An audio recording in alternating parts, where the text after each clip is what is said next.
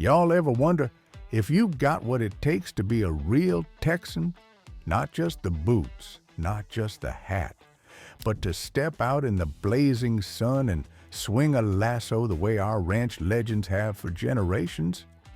Well, I'll tell you right now, it's a whole lot harder than it looks. Some folks say lassoing is just rope and practice, but I'm here to show you what happens when a regular Texan tries to wrangle a piece of history. Stick around, because today I'm putting my pride on the line and seeing if I can lasso like the Cowboys of the Lone Star State. Howdy, y'all. Welcome back to the Lone Star Plate, where we dig into all things Texas, our food, our stories, and yes, today, even our cowboy skills. I'm your host, and today's video is going to rope you in, literally. I've lived in Texas all my life, eaten more brisket than most folks breathe air, but somehow I'd never swung a lariat in earnest.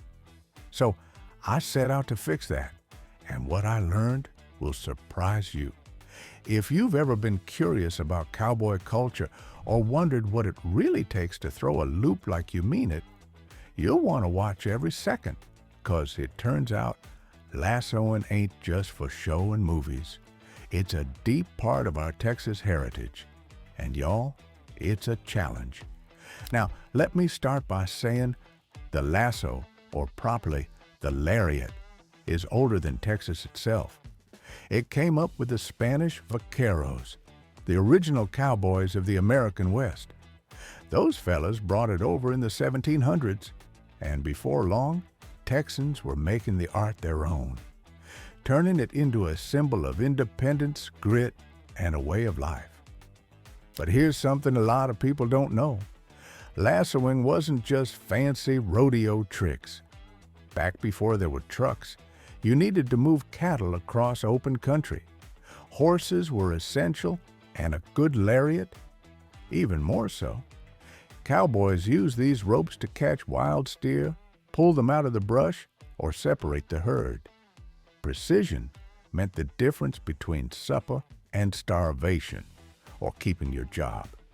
So, as I stood in a pasture with a rope in my hand, I felt a pretty strong sense of Texas history staring back at me.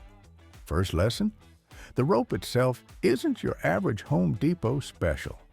Most lassos are 30 to 60 feet long and stiffened with wax or resin. Some are rawhide, some nylon. Mine, for this experiment, was a classic poly ranch rope. It's coiled up just right in your hand, and the tricky part is forming the loop. Rodeo champs make it look like child's play, swinging that big open loop right over the horns. In my hands? Well, let's just say my first few attempts looked more like I was attacking a wasp with garden hose. My teacher for the day was Carl, a local cattleman whose family's been in hill country ranching since Sam Houston was governor. Carl's face was as sun-baked as a Waco crossroads in July, and his hands told you every rope burn and callus was earned honest. He started by showing me how to coil the rope in one hand, holding a loop with the other. Thumb on top, palm up. Sounds simple? Try doing it with the sun in your eyes and a knot in your stomach. The swing is everything. Slow, steady, building momentum. Don't muscle it, Carl said. Let the rope do the work. Swing, swing, release. The idea is to get the loop big and flat above your head, not flopping all over the place.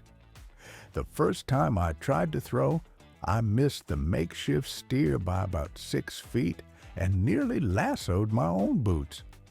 But the real plot twist? It ain't about brute strength. A lot of folks think you just whip that thing and it finds its target, but I quickly learned that finesse, rhythm, and timing are the real Texas secrets. Over and over, I swung while Carl yelled, "Nope, too high, now too low, again." My arms started feeling like I'd been arm wrestling pecan trees. Finally, after about a dozen wild throws and a barrel of sweat, the impossible happened. My loop sailed out, gracefully, almost in slow motion, and dropped right over the fake horns. For a split second, I felt like Pecos Bill on payday. The crowd, Carl, his cattle dog, and a curious field mouse didn't go wild, but I grinned like I'd won state fair pie. But here's another strange thing I learned. Even when you catch the steer, the job ain't done. Cowboys have to dally the rope. That means wrap it quick around the horn of your saddle.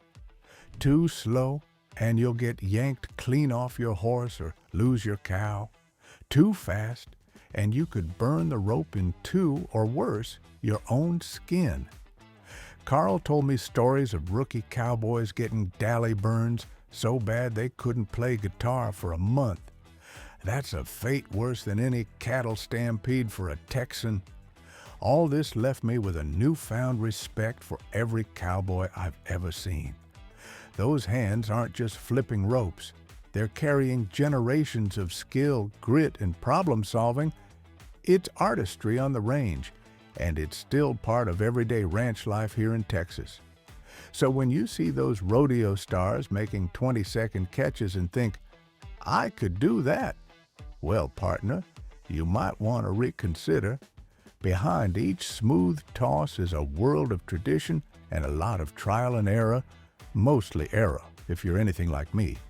But honestly, I wouldn't trade the experience for a second. I walked away from that pasture with sore muscles and a big smile, feeling more Texan than ever. All right, I gotta know, have y'all ever tried the lasso? Or maybe you've got a cowboy or cowgirl in your family with a legendary roping tale. Drop your stories in the comments below. If you enjoyed watching me struggle my way to a half-decent throw, go ahead and lasso that like button. And if you love Texas as much as I do, make sure to subscribe. There's always something wild and wonderful happening on the Lone Star Plate.